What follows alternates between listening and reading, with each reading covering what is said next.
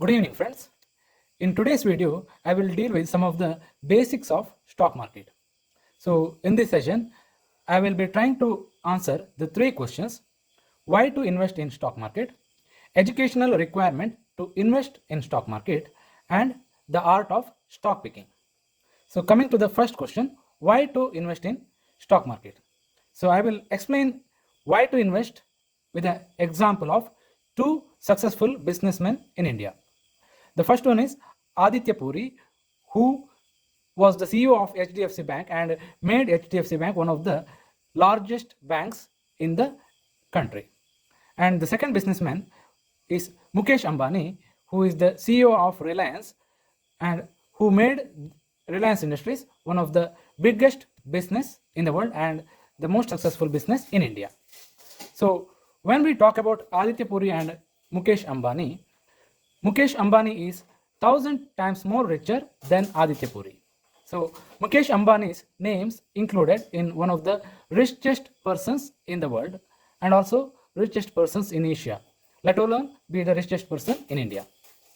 So what makes Mukesh Ambani so much richer than Aditya Puri? Because Aditya Puri was only an employee of HDFC Bank. He gets salary from HDFC Bank for his leadership. But Mukesh Ambani is the one of the biggest shareholders of Reliance. So he gets a share in the profits made by the Reliance Industries. So when you invest in a stock of the company, you become the shareholder of that company and you get a share in the profits of that company. So you can earn a lot by investing in profit making companies.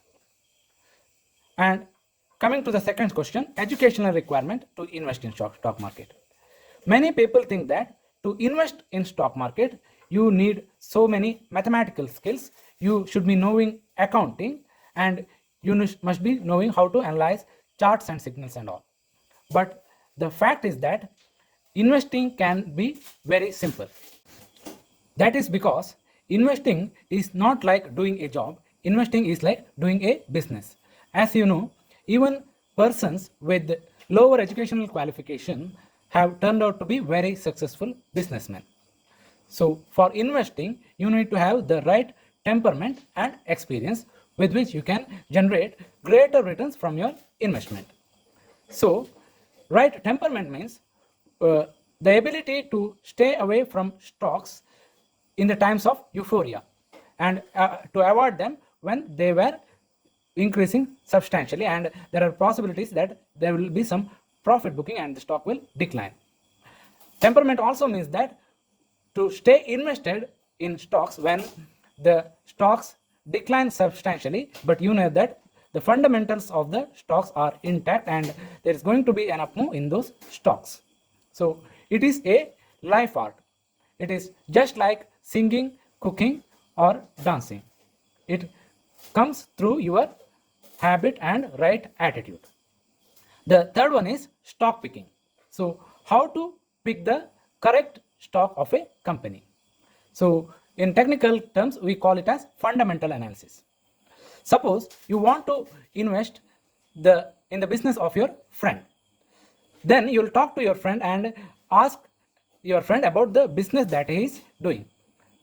So he will basically explain how his business will generate revenue. Suppose he is running a restaurant, then he will explain who are his customers, what is the location of his restaurant, who are the partners who are funding for that restaurant, and as of now, what is the situation of the restaurant? Is it running under profits or in losses? In the same way, when you want to invest in a particular company, you analyze all these things. So you analyze what is the business of that company, what are the products and services of that company, who are the customers, and what is the number of the customers. So which you measure in the terms of market share of that company. So what is the percentage of market share of that company in the total market?